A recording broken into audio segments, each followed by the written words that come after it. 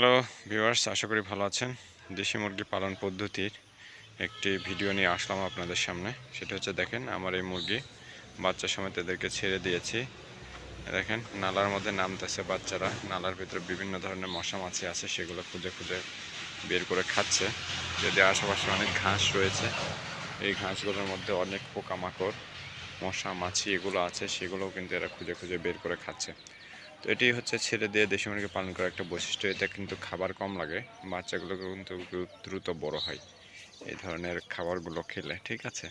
যেটা আমরা বাড়িতে দিই সাধারণত চাল, গম, ভুট্টা, ভাত যেগুলোই দেই, এর পাশাপাশি কিন্তু এগুলো খুবই জরুরি মুরগির শরীরের জন্য, হাই প্রোটিনের ক্ষেত্রে, ঠিক আছে। তো এই জন্যই মূলত এদেরকে ছেড়ে দেওয়া। আর ছেড়ে দিয়ে পালন করলে কিন্তু খাবার অনেকটা কম লাগে এবং মুরগির বাচ্চাগুলো দ্রুত বড় হয়। আপনারা জানেন যে আমি জাল পদ্ধতিতে এখন দেশি মুরগি পালন করছি, কেননা প্রচুর বিড়ালের আক্রমণ। এই যে দেখেন আমার হাতে একটা লাঠি, এই লাঠি নিয়েই সাধারণত এদের পাশে দাঁড়িয়ে আছি, যাতে কোনো বিড়াল আক্রমণ করতে না পারে। এর আগের যেই বাচ্চাগুলো ছিল সেগুলো কিন্তু ম্যাক্সিমাম বিড়াল নিছে, কিছু বসন্ত রোগে মারা গেছে। আমরা এই বাচ্চাগুলোও কিন্তু আসলে কয়েকটির বসন্ত অলরেডি দেখা দিছে। এই যে যেমন দেখেন এই পিছনে কালো বাচ্চাটি একা একা যেটি, এই যেটি, এই বাচ্চাটি কিন্তু অলরেডি এক চোখ বন্ধ হয়ে গেছে এবং এক চোখ খোলা আছে, ঠিক আছে। তো এই নিয়েই এদের সাথে আজ ঘোরাঘুরি করছে। গতকালে আমি মূলত প্রতিদিনই বিকেলবেলা করে ছেড়ে দিই, আজকে দেখি সকালবেলা অনেক ডাকাডাকি করছে। তার মানে বুঝলাম এরা আসলে বাইরে যেতে চাই। তো এই কারণে মূলত এদেরকে নিয়ে আসলাম।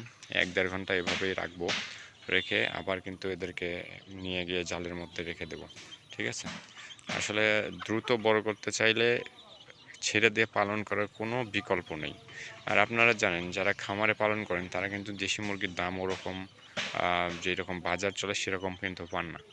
তার কারণ এইখানে ওরা যারা কেনে মূলত তারা আসলে দেখেই কেনে যে কোনটি ছেড়ে দিয়ে পালন করা আর কোনটি খামারে মানে আবদ্ধভাবে পালন করা, ওরা কিন্তু দেখলেই বুঝে ফেলে, হ্যাঁ।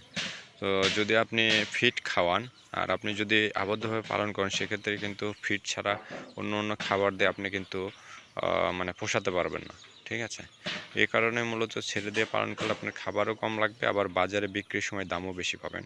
বর্তমানে দেশি মুরগি কিন্তু আমার বগুড়াতে গতকালকের যে বাজার ছিল সেটি ছিল হচ্ছে আপনার 600 টাকা বিক্রয়, হ্যাঁ, 600 টাকা কেজি দরে বিক্রয় ছিল। পাইকারি মানে ঢাকার উদ্দেশ্যে যারা নিচ্ছে তারা কিনেছিল হচ্ছে 600 টাকা কেজিতে, 600 টাকাতে।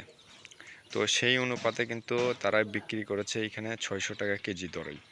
তো দেখা যায় যে এখন দাম একটু কমেছে, হয়তোবা আগামীতে দাম আরও কমবে। তার কারণ তখন মুরগির অ্যাভেলেবিলিটি অনেকটা বেড়ে যাবে, কারণ এখন ধান কাটার মৌসুম। আর কিছুদিন আগে রোগের কারণে মুরগি প্রায় অনেক মুরগি মারা গেছে, মুরগির একটা ক্রাইসিস দেখা দিয়েছিল। সে কারণে মূলত আসলে বাজারের দামটা অনেক বেড়ে গেছিলো। তবে হয়তোবা ঈদের পরে, কোরবানির ঈদের পরে দামটা অনেকাংশে কমে আসতে পারে। এই বিষয়টা আমি আপনাদেরকে আগেই জানিয়ে রাখলাম। হয়তোবা আবার দেখা যায় যে 500 টাকা কেজিতে চলে আসবে দেশি মুরগি। এখন 600 টাকা, তখন হয়তো আবার 500-তে চলে আসবে, হ্যাঁ। এটা হচ্ছে বিষয়। ওই যে দেখেন কি যেন দেখছে, অ্যালার্ট হয়ে গেছে মা মুরগিটি। আর আমি এখানে লাঠি নিয়ে আসি, সমস্যা হলে এই লাঠিটা দেখলেই কেউ আর আসতে পারবে না। তো এই হচ্ছে বর্তমান পরিস্থিতি।